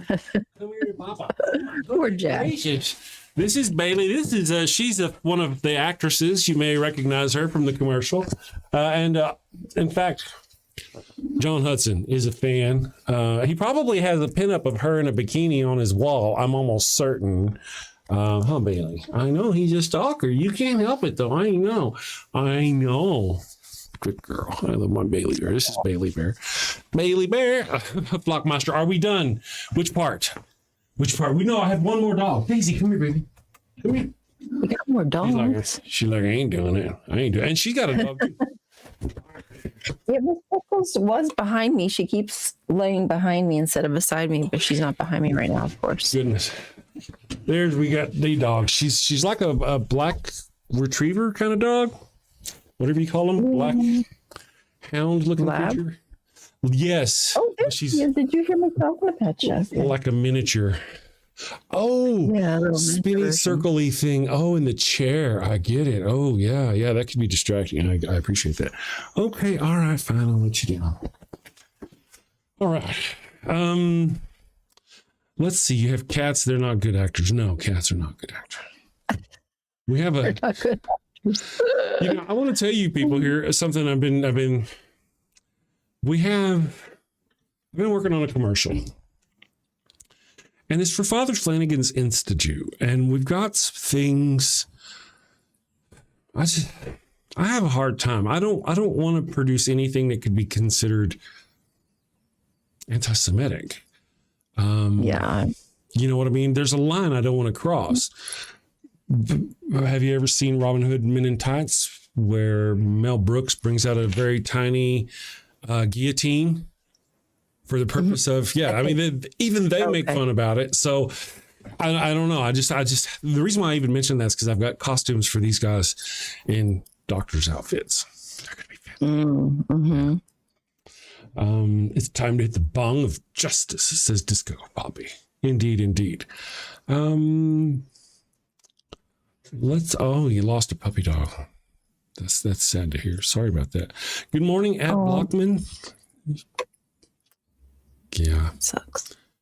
Kelly Sure says pretty cool. I know Daisy gets fed twice a day by a beautiful woman, and it really helps. It's just fantastic. If it was me, I'd avoid joking about religions you have no connection to, says Clara Microraptor. That's my concern too, really, about I don't know enough about it. And I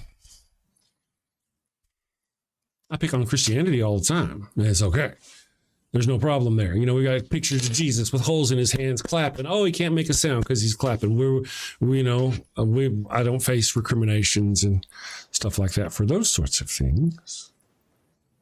But I don't know. Again, I don't know. Really, to be fair and to be honest, what I've considered doing is going to a local synagogue and discussing it with a Jewish rabbi. I mean, if there's a line between what's just being parody and what's being anti-Semitic, I figured they would tell me. You know, not that I would get the halal, you know, they're not going to stamp me as kosher, right? They're not going to give me the kosher stamp on that joke, I don't think. But they might, you know, it's not that bad. Chris, like, it's not that bad. I know. Well, you know, I'm also the same guy who did the Father Flanagan's inflatable altar boys commercial and stuff like that. They frown on those sorts of things.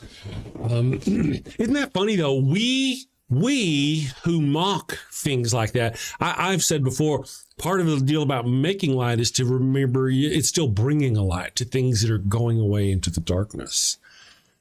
And we make light of those things and we bring it back out so they can go, oh, yeah, that's right. You did those with those kids. Yeah. So there's all those things that go on. Jewish priests. Yeah, it's a really touchy subject. You know, I don't know. I've got so many other commercials though. I've got the Father Flanagan's line of Pharaoh Sombrero commercials. I want to make one of those where, you know, remember I've been threatening to do that one for a long time. When Durante was here, I was going to send you guys, you know, ask y'all to do stuff, and I never did. Because I'm a slacker. I got lots of things I could do though. So. Are there non-Jewish rabbis? That's a good question. I guess I probably did say Jewish rabbis. That's sort of like saying Catholic priest. Are there non-Catholic priests? I guess there may be non-Catholic priests. Unless Catholics, priest is the term exclusively for Catholics. Je ne sais pas. I don't know. Thank you, Norway. Fro from Norway for the 30 crowns and the heart sticker. Thank you very much. Appreciate you. Thank you for joining our show, all of you today. So that's one of the things I've been working on. I just haven't, because there's a line I just don't know if I want to cross. Orthodox priest. There you go. There you go. So, oy vey, says John.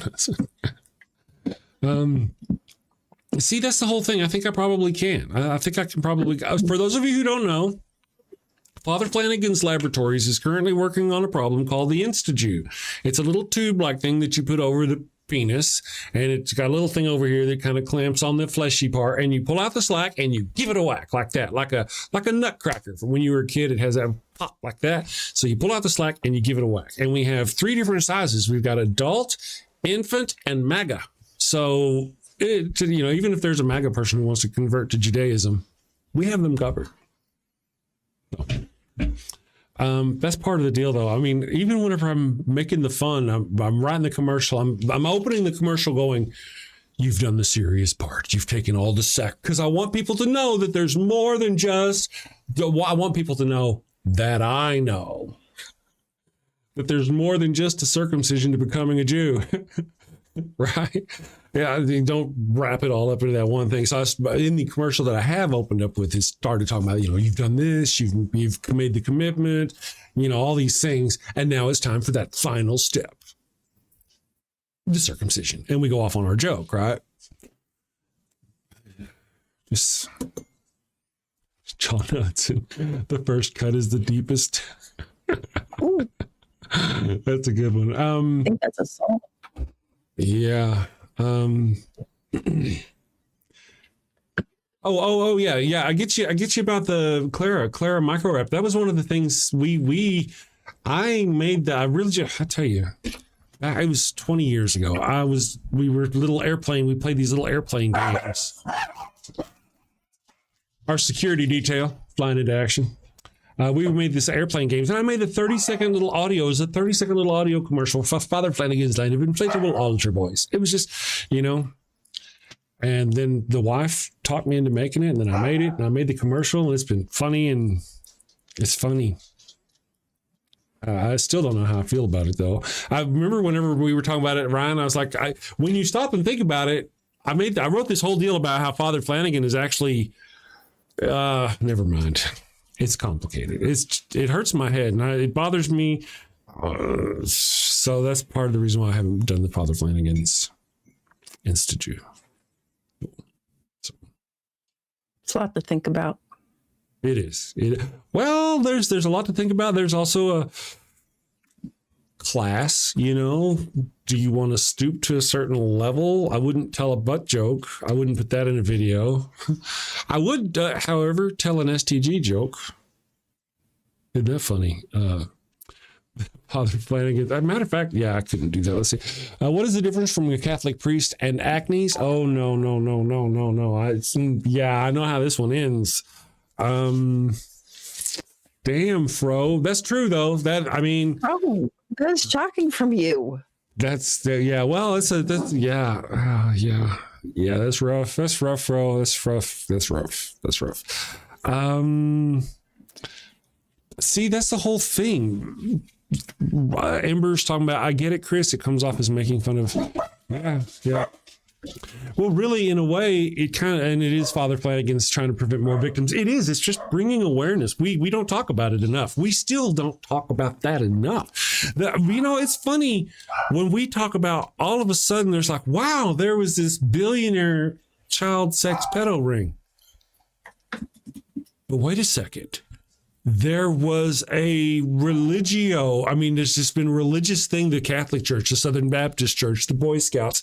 There has just been this huge, massive CSA cover-up, not even counting the billionaires and Epstein. And we can't forget about it. We can't forget. You can't forget because you don't want somebody to forget and then let their child go stay with a Catholic priest. There's too many jokes about it. There's a risk out there. I'm just saying. It's a bad place to go. It's a bad place to go. Wait, what a way to end the show. Weirdo, Chris.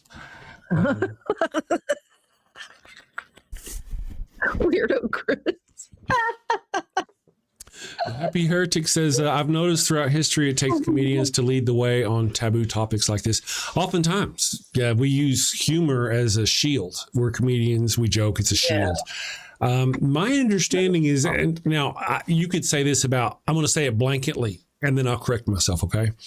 Fools back in ancient England and stuff were pretty much allowed to speak openly to power. They could say anything they wanted to in jest without any kind of worries about repercussions. That being said, that's probably like a story. It may have applied to like one king who would put up with that shit, but I doubt that was a real thing that lived. Maybe they had a little more leeway than a regular court person, but I still think even with jesters they had to be. But allegedly, yeah. And see, for those on roast, be roasting the king all the time. I'll think you would like be on a spit. Go from roasting the king to being roasted. Being roasted, yeah, that would probably be more likely. We're going to do at this year's Shakespeare Festival. They're going to do Winter's Tale, and I've been thinking about auditioning for it. Well, they're also doing Julius Caesar, and really I'd prefer that one. But Winter's Tale's cool, and there's a part in there where there's the jester, the Joker, and that's kind of the thing. Speaking power, speaking truth to power, and yeah. Nerdy Chris again. I know. Shakespeare, Nerdy Chris. Is that Sadie? No. Sadie? Okay, everybody. I wish I knew more about Shakespeare. Like I said, I think I read Romeo and Juliet maybe once or twice in my life. Mm-hmm. And I really enjoyed it, but that's probably about it. I dig it. Well, I feel like there's a different level. Well, obviously, there's a different level of experience between watching it and performing it. And whenever you perform it, especially with people who know how to perform it, you get the richness, the detail, the depth of the words, the savor of the words. It's really good. But if you don't, just to watch it, it's a lot of words going by really fast and you don't know what they mean. But they mean things in English, but not when they're put together like that. You know? And that might be part of it too, is like you have to some extent, like if you're reading it and depending on, you're trying to translate it into like now, you know, what the hell are they saying? That's right. What's going on? That's what actually after every show, the past week and a half, I shut everything down. I go have a little snack and then I do monologues for like the next hour. Yes. Practicing, getting ready. That's right. And I want to share with you. I know we're at the time. I want to share with you. I actually, all right, I've been doing Shakespeare for a while. I've been doing theater but I can't do it in front of my wife. Now, Really? I mean, if she comes to the plays, I can perform in front of her, but like to sit here and do a monologue or do a scene and have her watch, can't do it. I finally got to where I could do this show with her in the house because I used to have performance anxiety about speaking. And she couldn't even be in the house when I was playing. Anyway, so it's kind of now actually got to perform with her in front of her the other day. And I did the monologue from Winter's Tale from Antigonus, where he drops off this baby and he's really sad and all this. And I look over there and I'm done with it. And she's crying. She's like, wow, I didn't know you were that bad. No, she did not say that.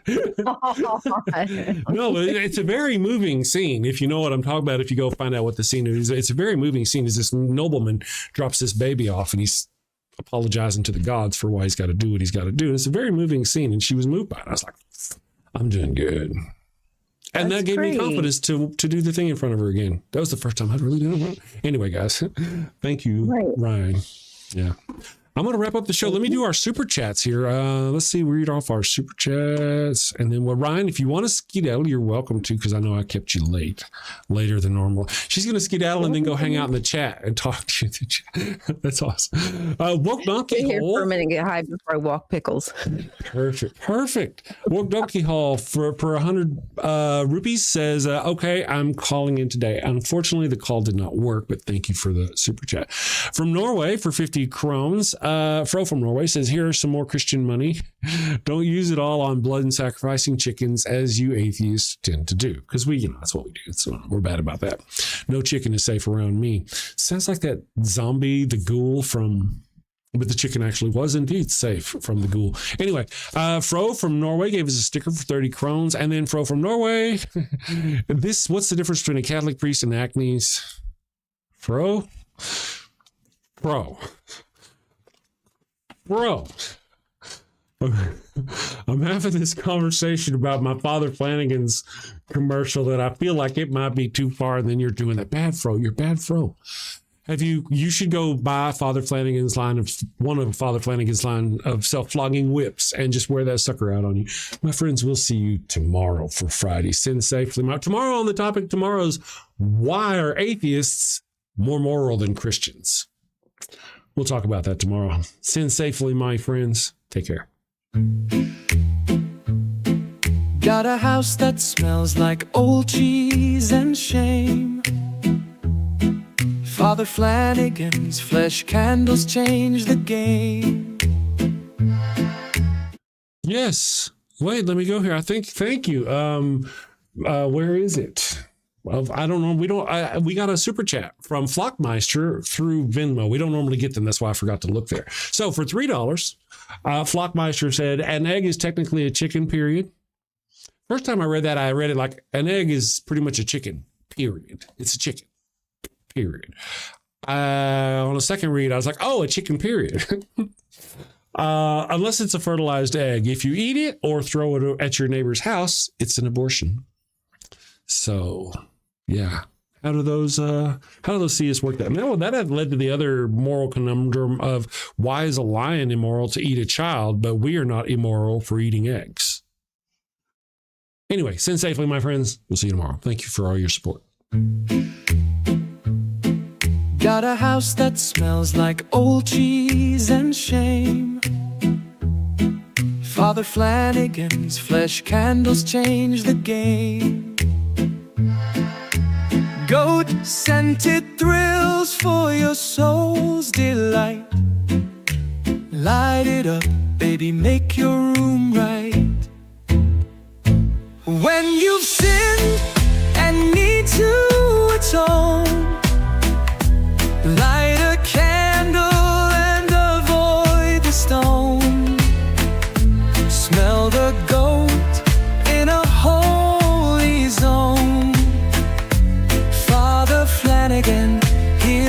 set the tone.